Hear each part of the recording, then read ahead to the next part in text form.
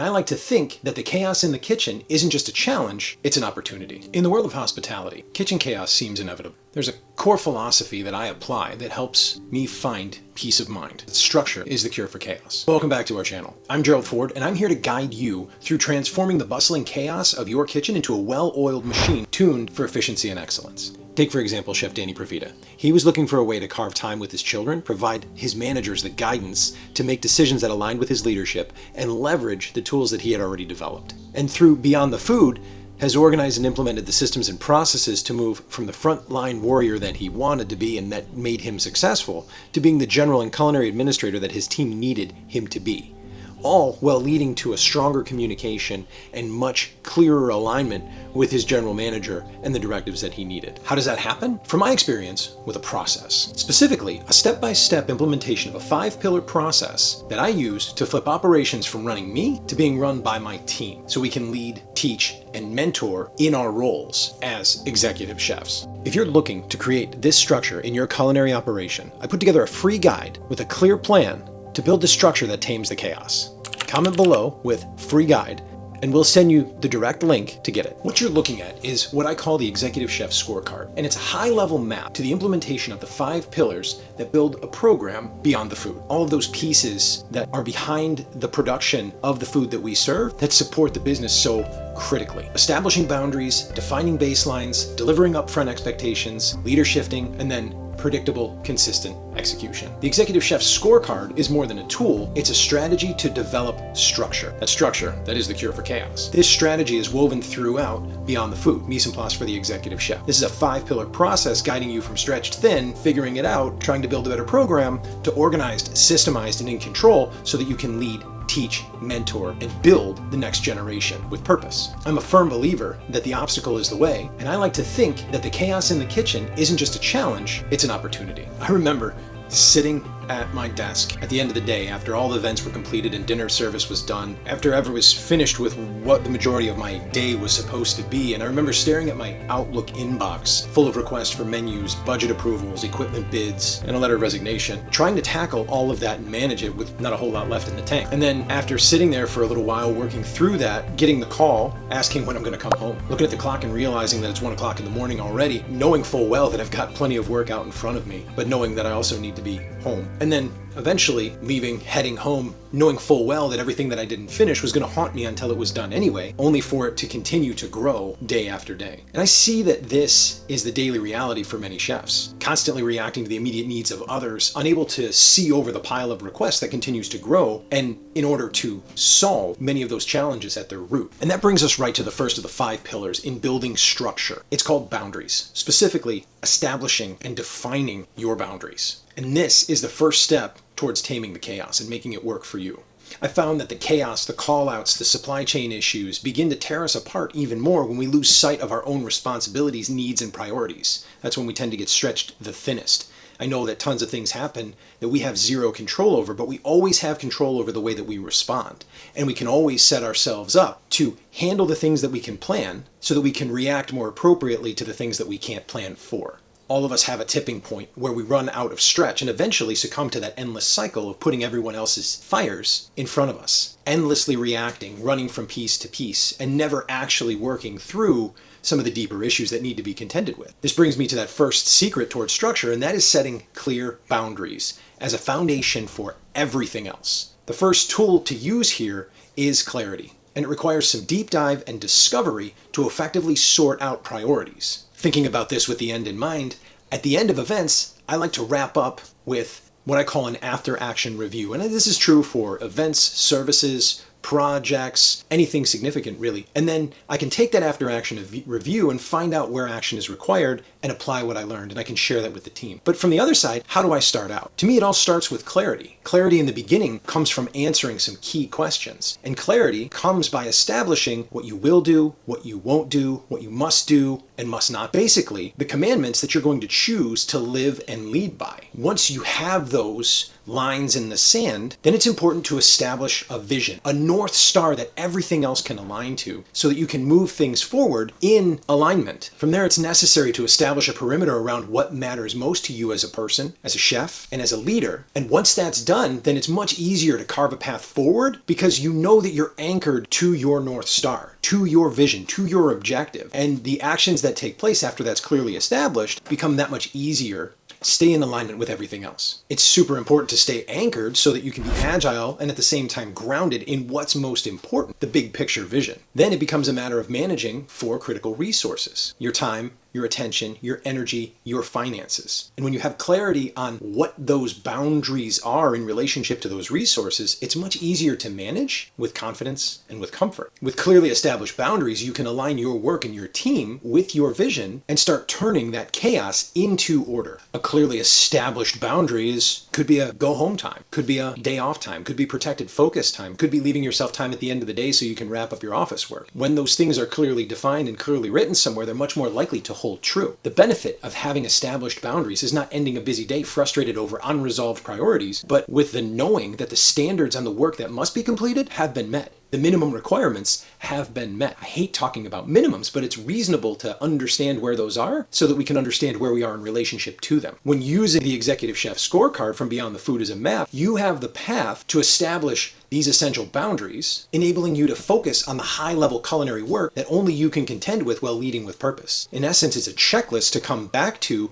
when you feel like you don't know exactly where to go. Setting boundaries is the first step towards a structured, productive culinary environment where your leadership can shine. The boundaries are the foundation for confidence and excellence. And I created a PDF for you to use so that you can implement and work in this 5-pillar process to your own environment while you adopt the effective structure to go beyond the food. Comment below that you want to download the 5-pillar structure of Beyond the Food, and we'll send you the direct link. The next piece, the next pillar, is defining baselines. Here, the scorecard continues to serve as our compass, and it helps us define and establish the minimum standards towards meeting operational needs and ensuring consistency in process, which then leads to consistency in recipe execution and dishes. The second pillar of the journey is defining baselines. After establishing your clear boundaries, it's time to build the second pillar and extend the foundation of your culinary program. This is where you delve into the essence of your operation and set the key benchmarks for performance, expectations, and executions. The right tool to use to start this is a process of reverse engineering. What does that look like? It starts with looking back at what you took to reach your current successes and documenting those processes. Fear generally comes from the unknown, and confidence from metrics that support decision making with logic and reason. If you want to go deeper on confidence, I have another video on that if you want to check that out. The link should be somewhere. When you look back, it ensures that your standards are built on what works and then ensures your team can apply them consistently, eventually empowering them to resolve challenges in alignment with that North Star vision by habit. Defining baselines and creating those benchmarks is one of those first steps to scalable leadership. It helps you replicate your standards, and it allows you and new managers to manage with confidence. Setting clear baselines and then clear benchmarks is more than just a step towards order, it's a leap towards effective culinary leadership. And this allows you to inspire confidence in your team because they know what they can expect, and eventually it gives them room to stretch. Documenting your path to excellence and leading your kitchen with clarity and purpose. See, structure starts to get reinforced with expectations that are clear, and leadership evolves when the expectations are upfront. And that next piece is delivering upfront expectations. If we go back to the EC scorecard, we can walk through that process of setting and providing the expectations that make an impact, ensuring your team knows what success looks like and the process to achieve it. When we go through the process of pulling out those pieces, it forces us to look at what works, what doesn't work, and make decisions of what we're going to do and what we're not going to do, allowing the team a streamlined path to success. Now, I look back at my time at the Ford Plantation when I first arrived and the culture shock the team experienced when I started dropping standards and recipes and being very, very thorough about my expectation and making sure that it was consistent. And then subsequently, the mass exodus when I started to hold people accountable to those recipes and those standards. Some stayed, and the ones that wanted to stay really wanted to stay. Many didn't. The ones that stayed, though, stayed because they appreciated knowing the expectation up front instead of making something and then being told it wasn't right and then having to make it over. If anything like me, I hate rework. I would much rather get it right the first time. And that brings me to the third pillar. Upfront expectations. And this is that next piece in creating that structure beyond the food. Specifically, the delivery of upfront, consistent, and aligned expectations. When we take the boundaries that we've established and we work through the benchmarks that we need to perform and our team needs to perform to, then we can create expectations that meet those pieces. That helps the team understand how to fulfill those pieces that need to be met. And for chefs aspiring to lead a culinary program to greatness, clarity, consistency, logic in leadership are not just ideals, they must be foundational.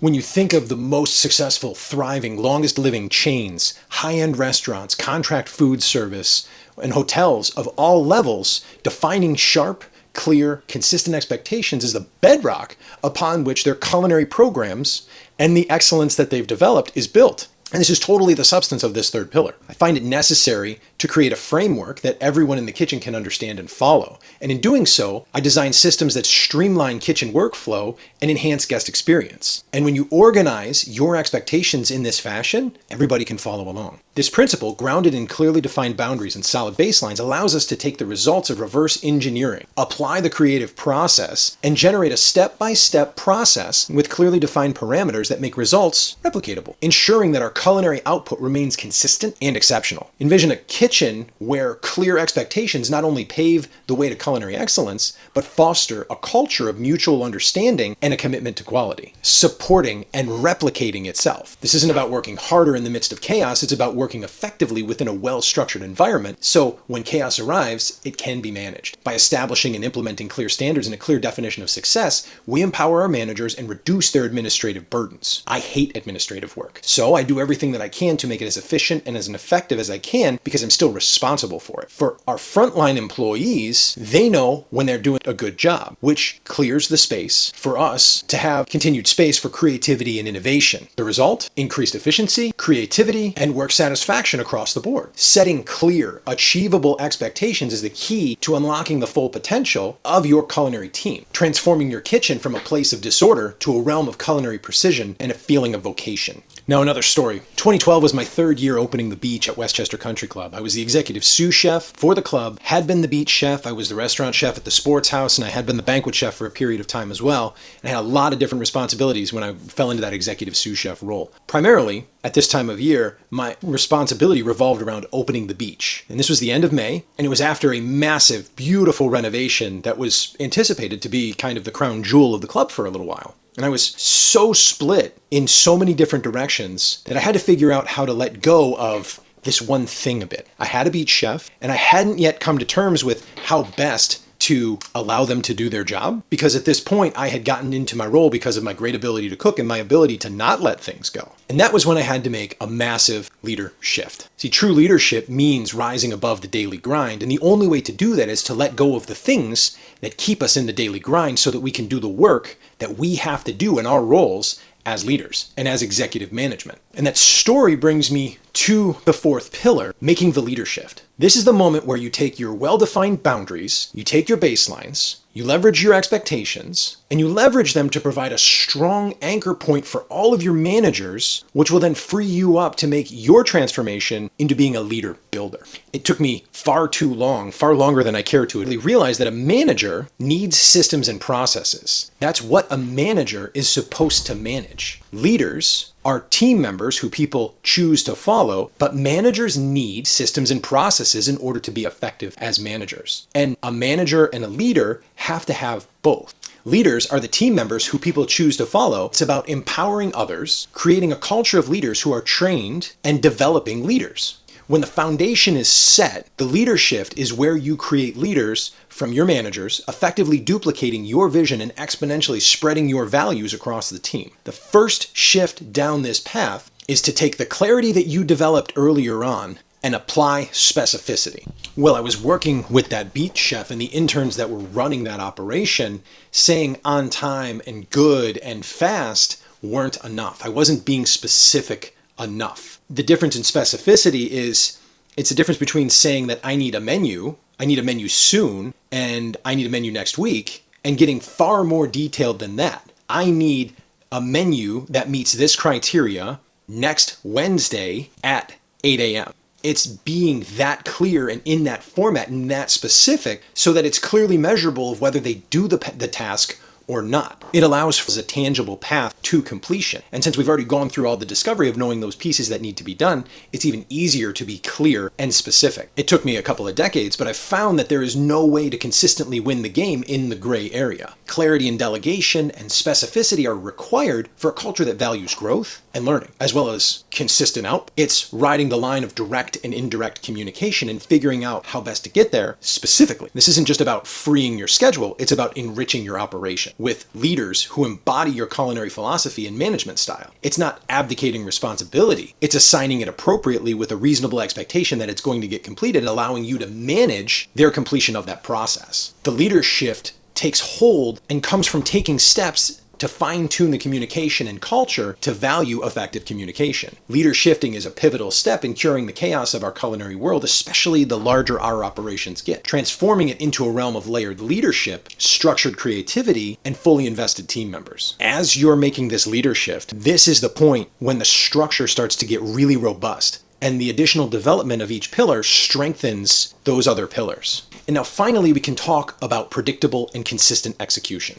In this world, where culinary chaos often reigns free, we still maintain an expectation for culinary excellence. There's always this quest. But it's necessary to understand that arriving at a consistent result requires designed consistent inputs. Consistently arriving at good requires planning and intention. Forget about excellence. If good isn't happening consistently in predictability, excellence is that much more difficult to achieve, almost impossible. It's going to require planning, intention, and control of understanding the inputs, and it takes some practice. This isn't about magic, this is about method. Beyond the food is the method behind that magic that takes place. At this point, we've journeyed through establishing boundaries, defining baselines, delivering upfront expectations, and leader shifting. Now, this final pillar, creating predictable and consistent execution. It's the final pillar necessary for building a culinary program that's not just acceptable, but sustainable, influential, and reliably measurable. Now, to weave consistency into the fabric of our kitchens, we need to align our clear boundaries, robust systems, and our defined processes, apply clarity and specificity through each facet of the operation by first making clear what is absolutely necessary and how to get there. Then we can start to talk about what better is going to look like. You see, we all start as artists, but we have to adopt processes of science to make our processes reproducible. It's art and science from sourcing to service. It's about ensuring that every element is purposefully designed, regularly reviewed, tested for effectiveness. And that is going to guarantee that our collective efforts lead to excellence 95% of the time. It all starts with being consistently predictably good. Predictable execution is the result of building upon those four foundational pillars that we've already developed with alignment and communicated in all aspects with clarity, specificity,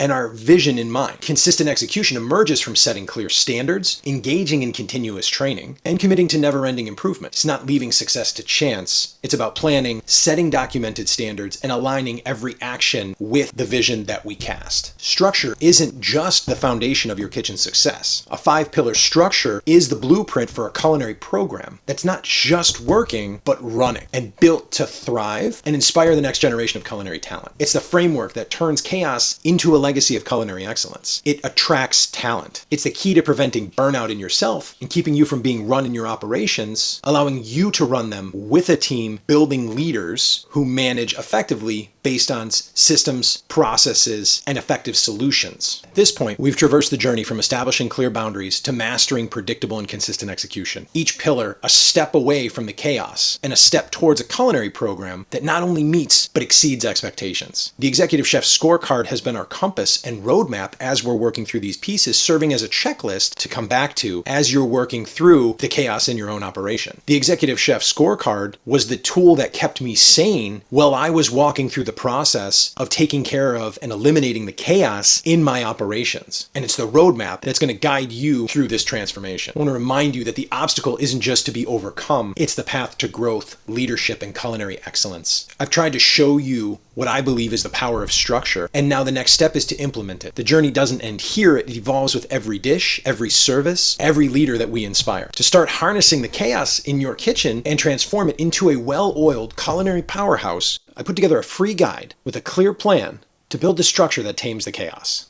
Comment below with free guide, and we'll send you the direct link to get it. And I absolutely hope that it has an impact on you like it's had an impact on me. It's the blueprint to apply the Beyond the Food 5-pillar process and begin the journey of leading, teaching, and mentoring with confidence and clarity. This is more than a method, it's a movement towards culinary mastery. So join me and the chefs worldwide who are making this shift, and let's build those culinary programs that inspire, excel, and free us up to mentor and lead the way. Because together, we can turn chaos into structure and structure into success. Structure that allows us to get back to the roots of why many of us started in this profession anyway, which is cook great food. Thank you for joining me on this journey. Thank you for all of your time. I'd like to know if you had some great takeaways, and I'd love for you to share that with me. If you already know that you're ready to take your culinary leadership to the next level, comment below and let me know, and I'd love to talk with you a little bit further. I would encourage you to like, subscribe, and share this if you find this content useful, and don't hesitate to reach out with your stories of transformation. Until next time, keep leading, keep inspiring, and remember, structure truly is the cure for chaos. Success leaves clues, and along the way, you've done some things that have made you successful. You're the core of your success. You can tap into all of those pieces. See you soon.